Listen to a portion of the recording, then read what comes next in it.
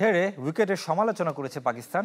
বর্ষাকালে এর চেয়ে ভালো উইকেট বানানো সম্ভব নয় মনে করেন সাবেক দুই অধিনায়ক মিনহাজুল আবেদিন এবং খালিদ মাসুদ। হোম কন্ডিশন কাজে লাগিয়ে আত্মবিশ্বাস বাড়ানো দোষের কিছু নয় মন্তব্য নান্নুর। বর্ষাকালে শুধু বিদেশে খেলার তাগিদ খালিদ মাসুদের। শাইনি চুলে এখন হবে সব হেয়ারস্টাইল। সিল্কোর দ্বিগুণ শাইনি চুল প্রতিদিন। মিরপুরের উইকেটে নাকানি চুবানি খেয়েছে অস্ট্রেলিয়া নিউজিল্যান্ডের মতো দলও। লুকোচুরি না করে বাংলাদেশের ক্রিকেটাররাও অসংখ্যবার সমালোচনা করেছেন পিচের। ম্যাচের আগে অধিনায়ক লিটন দাস বলেছিলেন তার মতো অনেক ব্যাটারের ক্ষতি হয়েছে মিরপুরের 22 গজে। প্রতিপক্ষ দলগুলোও সতর্ক থাকে সবসময়, তবে হারলে উইকেটের অজুহাত দাঁড় করানো সহজ। প্রথম টি-20 হেরে যেমনটা করেছে পাকিস্তান, অধিনায়ক সালমান আগা আর কোচ মাইক হেসন রীতিমতো ক্ষুব্ধ। তবে বাংলাদেশেরও আছে শক্ত যুক্তি। বর্ষাকালে এর চেয়ে ভালো উইকেট বানানো আসলেই কি সম্ভব ছিল? আবার এতটা কঠিন হলে স্বাগতিকরা কিভাবে সহজে ম্যাচ জিতল?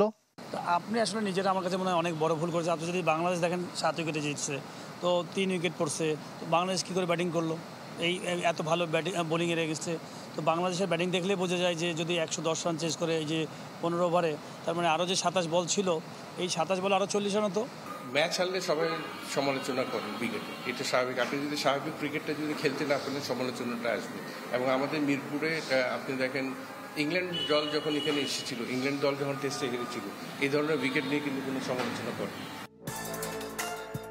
তবু প্রশ্ন থেকেই যায়, দেশের বাইরে এমন উইকেট তো পাবে না বাংলাদেশ।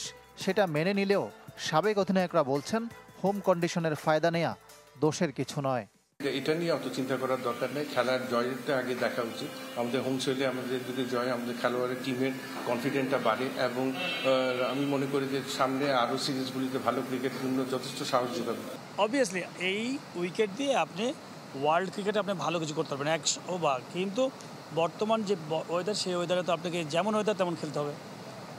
তবে আমি মনে করি যে বাংলাদেশ টিমের সবসময় উচিত হওয়া উচিত জুলাই, অগস্ট এবং সেপ্টেম্বর, এই 3টা মাস বাংলাদেশ টিমের, এই টিমের এবং এইচপি টিমের সব অ্যাওয়ে সিরিজ করা উচিত, যেটা নিউজিল্যান্ড করে। এবার ব্যতিক্রমও ছিল, 3 পেসার নিয়ে খেলেছে বাংলাদেশ, যারা ভালোও করেছেন। তবে পরের 2 ম্যাচ বলে দিবে উইকেটের সমালোচনা কোন দিকে মোড় নেয়।